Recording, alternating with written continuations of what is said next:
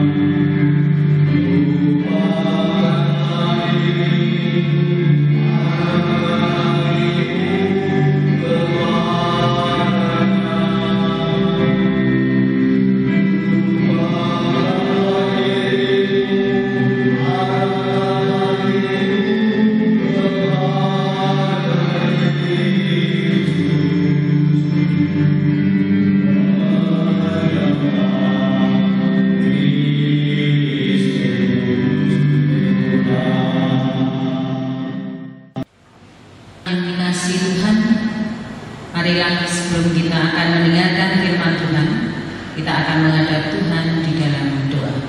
Mari kita berdoa. Bapa di dalam surga, Allah yang kami kenal di dalam nama Tuhan kami Yesus Kristus, puji dan syukur kami haturkan kehadiran-Mu ya Tuhan. Jikalau sampai saat ini Engkau senantiasa memberkati kami dengan berkat-Mu yang melimpah, terutama Tuhan berkat kesehatan yang boleh kami rasakan dalam kehidupan kami. Allah Bapa Surgawi, saat ini Tuhan, kami mengadakan ibadah di dalam keluarga kami masing-masing, tetapi itu tidak mengurangi kesetiaan kami kepada Tuhan untuk datang bersekutu di hari Sabat ini. Bapa di dalam surga, sebelum kami mendengarkan firman Tuhan, kiranya Engkau sendiri yang hadir di tengah-tengah hati kami, Engkau yang mengurapi kami dengan kuasa kudus-Mu, supaya kami boleh menerima firman-Mu dan kami boleh melakukannya di dalam kehidupan kami hari lepas hari.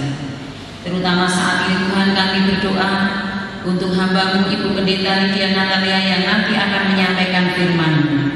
Urapi dengan kuasa Roh Kudus-Mu, sehingga apapun yang beliau sampaikan kepada jemaat-Mu boleh menjadi kekuatan bagi iman kami untuk terus bersandar kepada Tuhan. Bapa, kami mengakui banyak dosa dan kesalahan, kami mohon pengampunan dari-Mu. Di dalam satu nama Tuhan kami Yesus Kristus, kami naikkan doa dan permohonan kami ini. Terima kasih Tuhan. Amin.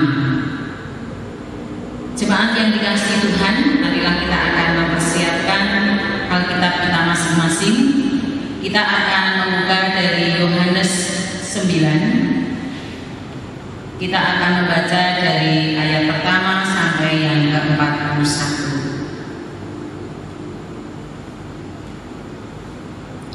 Yohanes 9 ayat yang pertama sampai yang ke-41. Yang demikian firman Tuhan. Orang yang buta sejak lahirnya. Waktu Yesus sedang lewat, ia melihat seorang yang buta sejak lahirnya. Murid-muridnya bertanya kepadanya, "Rabi, siapakah yang berbuat dosa? Orang ini sendiri atau orang tuanya, sehingga ia dilahirkan buta?" Jawab Yesus, bukan dia dan bukan juga orang tuanya, tetapi karena pekerjaan-pekerjaan Allah harus dinyatakan di dalam Dia. Kita harus mengerjakan pekerjaan Dia yang mengutus aku selama masih siang, akan datang malam, di mana tidak ada seorang pun yang dapat bekerja. Selama aku di dalam dunia, akulah terang dunia. Setelah ia mengatakan semuanya itu, ia meludah ke tanah dan mengaduk ludahnya itu dengan tanah, lalu mengoleskannya pada mata orang buta tadi dan berkata kepadanya, "Pergilah, basuhlah dirimu dalam kolam Siloam." Siloam artinya yang diutus. Maka pergilah orang itu, ia membasuh dirinya, lalu kembali dengan matanya sudah melek. Tetapi tetangga-tetangganya dan mereka yang dahulu mengenalnya sebagai pengemis berkata, "Bukankah dia ini yang selalu mengemis?" Ada yang berkata, "Benar, dialah ini." Ada pula yang berkata, "Bukan, tetapi ia serupa dengan dia." Orang itu sendiri berkata, "Benar, akulah itu." Kata mereka kepadanya, "Bagaimana matamu menjadi melek?" Jawabnya, "Orang yang disebut Yesus itu mengaduk tanah, mengoleskannya pada mataku dan berkata kepadaku, 'Pergilah ke Siloam dan basuhlah dirimu.' Lalu aku pergi dan setelah aku membasuh diriku, aku dapat melihat." Lalu mereka berkata kepadanya, "Di manakah dia?" Jawabnya, "Aku tidak tahu." Lalu mereka membawa orang yang tadinya buta itu kepada orang-orang Farisi. Adapun dari waktu Yesus mengaduk tanah dan memelekkan mata orang itu adalah hari Sabat. Karena itu orang-orang Farisi pun bertanya kepadanya, "Bagaimana matanya menjadi melek?" Jawabnya, "Ia mengoleskan adukan tanah pada mataku, lalu aku membasuh diriku dan sekarang aku dapat melihat." Maka kata sebagian orang-orang Farisi itu, "Orang ini tidak datang dari Allah, sebab ia tidak memelihara hari Sabat." Sebagian pula berkata, "Bagaimanakah seorang berdosa dapat membuat mukjizat yang demikian?" Maka timbullah pertentangan di antara mereka. Lalu kata mereka pula kepada orang buta itu, "Dan engkau, apakah katamu tentang dia, karena ia telah memelekkan matamu?" Jawabnya, "Ia adalah seorang nabi." Tetapi orang-orang Yahudi itu tidak percaya bahwa tadinya ia buta dan baru dapat melihat lagi, sampai mereka memanggil orang tuanya dan bertanya kepada mereka, "Inikah anakmu yang kamu katakan bahwa ia buta? Kalau begitu, bagaimanakah ia sekarang dapat melihat?" Jawab orang tua itu, "Yang kami tahu ialah bahwa dia ini anak kami dan bahwa ia lahir buta." Tetapi sekarang dapat melihat, kami tidak tahu. Dan siapa yang memelekkan matanya, kami tidak tahu juga. Tanyakanlah kepadanya sendiri. Ia sudah dewasa, ia dapat berkata-kata untuk dirinya sendiri. Orang tuanya berkata demikian karena mereka takut kepada orang-orang Yahudi, sebab orang-orang Yahudi itu telah sepakat bahwa setiap orang yang mengaku dia sebagai Mesias akan dikucilkan. Itulah sebabnya maka orang tuanya berkata, "Ia telah dewasa, tanyakanlah kepadanya sendiri." Lalu mereka memanggil sekali lagi orang yang tadinya buta itu dan berkata kepadanya, "Katakanlah kebenaran di hadapan Allah. Kami tahu bahwa orang itu berdosa." Jawabnya, "Apakah orang itu berdosa? Aku tidak tahu. Tapi satu hal aku tahu, yaitu bahwa aku tadinya buta dan sekarang dapat melihat." Kata mereka kepadanya, "Apakah yang diperbuatnya padamu? Bagaimana ia memelekkan matamu?" Jawabnya, "Telah kukatakan kepadamu dan kamu tidak mendengarkannya. Mengapa kamu tidak mendengarkannya lagi? Barangkali kamu menjadi muridnya juga?" Sambil mengejek mereka berkata kepadanya, "Engkau murid orang itu, tetapi kami murid-murid Musa. Kami tahu bahwa Allah telah berfirman kepada Musa, tetapi tentang dia itu kami tidak tahu dari mana ia datang." Jawab orang itu kepada mereka, "Aneh juga bahwa kamu tidak tahu dari mana ia datang, sedangkan ia telah memelekkan matamu. Kita tahu bahwa Allah tidak mendengarkan orang-orang berdosa, melainkan orang-orang yang saleh dan yang melakukan kehendaknya. Dari dahulu sampai sekarang tidak pernah terdengar bahwa ada orang yang memelekkan mata orang yang lahir buta. Jikalau orang itu tidak datang dari Allah, ia tidak dapat berbuat apa-apa." Jawab mereka, "Engkau ini lahir sama sekali dalam dosa, dan engkau hendak mengajar kami." Lalu mereka mengusir dia keluar.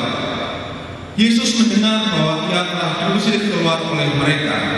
Kemudian ia bertemu dengan dia dan berkata, "Percayakah engkau kepada Anak Manusia?" Jawabnya, "Siapakah dia Tuhan, supaya aku percaya kepadanya?"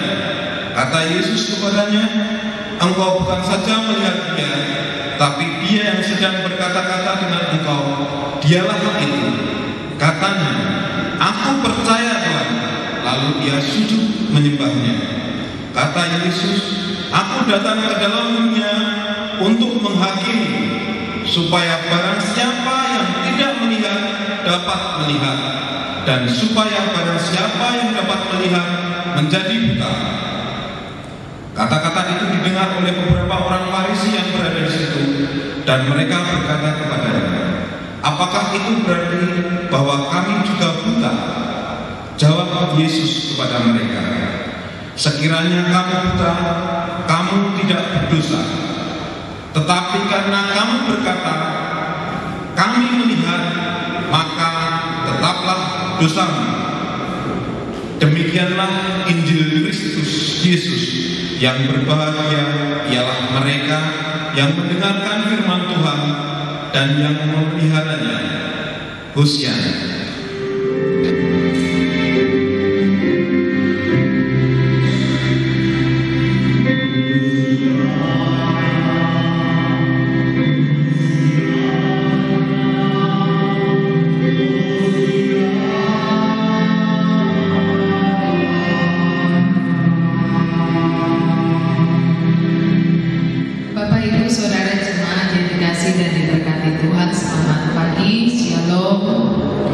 Pada Minggu Prapaskah yang keempat ini kita akan bersama-sama dihantar dengan tema bersama-sama memberitakan karya Tuhan. Dan dalam kehidupan kita, ketika kita berbicara tentang memberitakan karya Tuhan, bukan hanya sekedar kata-kata atau bahasa yang kita tata, tetapi memberitakan karya Tuhan di mana kita mengalami sendiri, menikmati setiap karya dan kebaikan Tuhan sepanjang kehidupan kita. Entah dalam keadaan yang menggembirakan atau dalam keadaan kita berjuang, bergumul, menyelesaikan setiap permasalahan kehidupan, bahkan dalam penderitaan yang kita alami. Mengawali renungan pada pagi hari ini, saya mengutip sebuah lagu dari album Praise Worship volume 4 yang liriknya "Kau rangkai air mataku jadi permata." Kira-kira liriknya demikian: "Kau rangkai air mataku jadi permata, kau ubah kabut hitamku menjadi sutra, kepahitan kesukaran kau ubah jadi bintang-bintang. Kau rangkai air mata jadi permata, betapa beda jalanmu dari jalanku, seperti langit dan bumi jaraknya, tak pernah kupunya teman setia seperti Tuhan. Kau rangkai air mata jadi permata."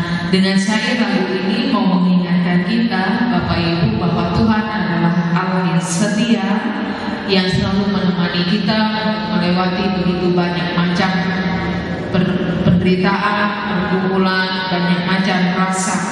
Dan setiap air mata yang kita teteskan menjadi permata, sesuatu yang berharga, dan kepahitan kesukaran menjadi bintang-bintang, bahkan kabut hitam menjadi sutra. Jadi tidak ada sesuatu yang tidak terlepas dari mata Tuhan untuk memandang kehidupan kita sebagai manusia, yang bahwasanya dalam perjalanan kita bukan hanya kebahagiaan yang kita jumpai, tetapi juga penderitaan, pergumulan, dan pasang surut di kehidupan. Dan disitulah kita memaknai kehadiran, keterlibatan, dan karya Tuhan. Bukankah itu jadi tanggung jawab iman kita sebagai orang percaya yang selalu merasakan pertolongan Tuhan dan tuntunan Tuhan. Melalui bacaan kita, saya ambilkan dalam bacaan Injil yang tadi sudah kita baca bersama-sama, Yohanes pasal 9 ayat 1 sampai dengan 41. Hidup manusia bukan dalam kondisi yang acak, mandek, tetapi bacaan ini mengingatkan, menuturkan sebuah cerita yang dialami oleh seorang yang buta sejak lahir, dan penderitaan yang dialaminya itu membuat kehidupannya dengan berbagai ragam model dan jenisnya menjadi satu bagian realita kehidupan pada saat itu. Bacaan Injil Yohanes menolong kita, ada 3 hal yang bisa kita petik. Yang pertama, bahwa tidak mudah untuk memberikan penilaian dan pernyataan penghakiman terhadap seseorang yang menderita, karena pada saat itu, konteks pada saat itu, masyarakat pada saat itu meyakini dan mempercayai bahwa ketika orang menderita, orang sakit itu menjadi satu bagian dalam hal yang mereka melakukan dosa. Jadi orang sakit, orang menderita, itulah hukuman dari Tuhan, itu dosa. Dan ketika berjumpa dengan Tuhan Yesus, cara untuk menilai, menyatakan bahwa ini orang berdosa, makanya dihukum, Tuhan memberikan satu pemahaman, pandangan yang berbeda dengan masyarakat pada saat itu. Mungkin juga berpadanan dengan ungkapan yang mengatakan bahwa Tuhan yang menentukan, kita yang menjalani, orang yang mengomentari. Mungkin itu agak sama dalam konteks pada saat itu. Cara yang demikian tidak akan membawa suatu perubahan, tetapi ketika menilai, mencatat, menghakimi, itu lebih pada mematahkan semangat yang menghadirkan penghakiman. Itu harus dirubah dengan semangat yang menghadirkan kepedulian, bela rasa cinta kasih Tuhan ketika berdampingan dengan sesama. Yang kedua, kita sebenarnya diajar untuk mengupayakan untuk memiliki kehidupan dengan cara pandang yang positif dan sikap yang positif terhadap siapapun yang menderita. Karena ketika kita menjumpai penderitaan, Tuhan juga memakai kita menjadi alatnya untuk menyatakan pekerjaannya dengan cara berempati dan menolong orang itu meringankan beban mereka ketika kita melihat sesama kita menderita. Lalu yang ketiga, bila kita sendiri mengalami penderitaan, kita diajak untuk tidak menyalahkan, mencari hati kita, tetapi menjadi ruang untuk kita berproses dalam penderitaan. Karena pada akhirnya sama seperti yang dilalui Tuhan Yesus ketika mengalami penderitaan, ada kemuliaan yang datang. Bapak Ibu Saudara jemaat yang dikasihi Tuhan, perjumpaan Tuhan Yesus dengan orang buta yang buta sejak lahir menghadirkan satu kesembuhan, mukjizat, pemulihan, perjumpaan yang melegakan, perjumpaan yang menenangkan, yang menyembuhkan orang buta itu. Sehingga bukan hanya secara fisiknya sakit penyakit diangkatnya, tetapi Tuhan juga memulihkan relasi pada saat itu, memberikan pandangan yang dimana di situ ada belas kasihan Tuhan. Begitu pula dalam kehidupan kita, Bapak Ibu Saudara jemaat Tuhan, hari lepas hari kita juga menjumpai begitu banyak berbagai rupa penderitaan, pergumulan. Manusia tidak pernah terlepas dari penderitaan, tetapi disitulah kita diajar untuk mengingat. Sama seperti lirik lagu di depan tadi, bahwa setiap air mata kita Tuhan akan menggantinya dengan permata.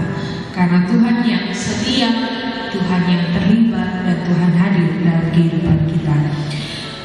Menutup renungan pada pagi hari ini ada ungkapan kata-kata indah yang saya pernah baca di dalam bukunya Karim Sukado yang mengatakan bahwa air mata melegakan otak yang panas seperti hujan pada awan-awan bermuatan listrik.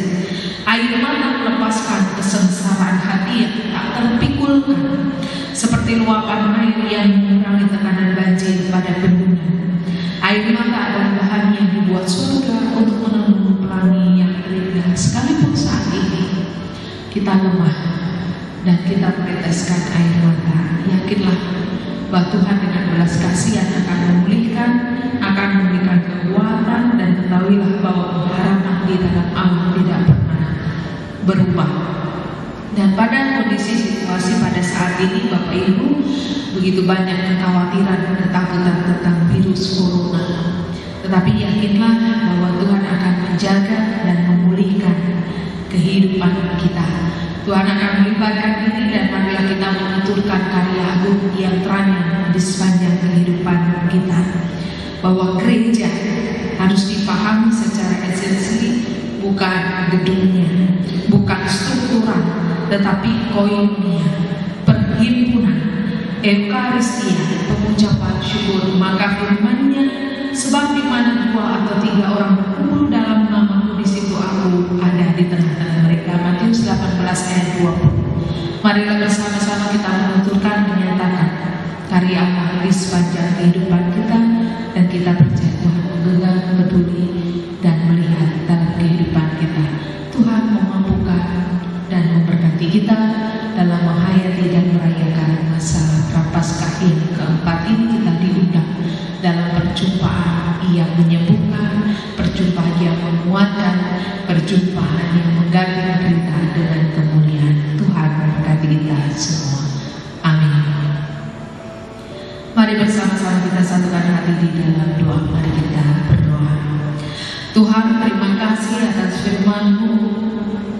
Bukan hanya orang buta yang sejak lahir Tuhan sembuhkan, yang dituturkan oleh penulis Yohanes, tetapi juga Tuhan berlakukan dalam kehidupan kami sebagai orang percaya. Dalam perjumpaan itu ada pemulihan, di mana Tuhan memberikan sebuah kekuatan yang baru, penghiburan yang baru ketika kami boleh berjumpa dalam berbagai kesusahan, penderitaan dalam kehidupan kami. Bahkan ketika kami boleh menghayati masa Prapaskah ini, kami semakin dikuatkan, diteguhkan untuk terus mengikut Tuhan. Dan secara khusus kami berdoa untuk jemaat GKJ Kartasura di dalam seluruh sakit penyakit Tuhan angkat, Tuhan berikan mukjizat, dan seluruh kehidupan pelayanan gereja Tuhan memberkati. Dan secara khusus pula kami berdoa untuk korban virus corona yang saat ini membutuhkan pertolongan Tuhan, pemulihan, bahkan perawat, ahli medis, dokter, pemerintah yang boleh mengupayakan kesembuhan secara khusus untuk korban virus corona di bumi Indonesia. Tuhan memberkati. Kami juga menyerahkan seluruh belahan bumi ini, Tuhan pulihkan, Tuhan berikan kesehatan dan kekuatan bagi kami semua. Kami serahkan seluruh kehidupan kami Tuhan dalam genggaman tangan kuasa. Engkau menjaga kami, Engkau memperjumpakan kami dengan belas kasihan Tuhan, dan kami boleh menuturkan kehidupan kami yang penuh dengan karya Tuhan. Ampunkanlah segala dosa dan segala penipuan. Dalam nama Tuhan Yesus Kristus kami bersepakat di dalam doa. Kami berdoa. Amin. Mari bersama-sama kita akan pujikan pujian penutup. Kita pujikan bersama-sama Bapak Ibu Saudara jemaat Tuhan, Kidung Jemaat 412. Tuntun Aku Tuhan Allah, bait pertama dan kedua.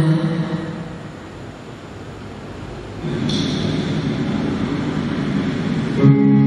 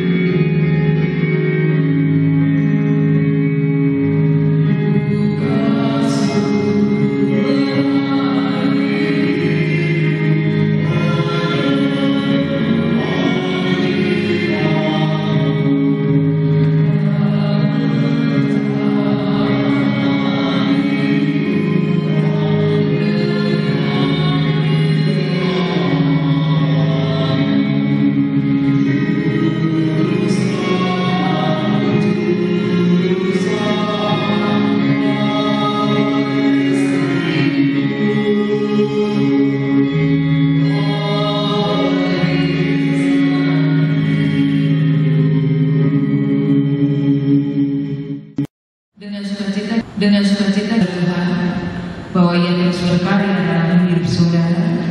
Jalanilah hidup dalam rasa syukur dan setialah melakukan panggilannya. Tuhan mengirim hidup saudara dengan berkat-Nya, maka terima berkat Tuhan. Tuhan memberkati saudara dan melindungi saudara. Tuhan menyinari saudara dengan wajah-Nya dan memberi saudara kasih karunia. Tuhan menghadapkan wajah-Nya kepada saudara dan memberi saudara damai sejahtera. Amin. Jemaat Tuhan dipersilakan untuk mengambil saat teduh dan saya ucapkan selamat hari Minggu. Tuhan berkati kita semua. Amin. Makasih Yesusku, terima kasih Yesusku, puji syukur hanya bagi Tuhanku. Terima kasih Yesusku, terima kasih Yesusku, puji syukur hanya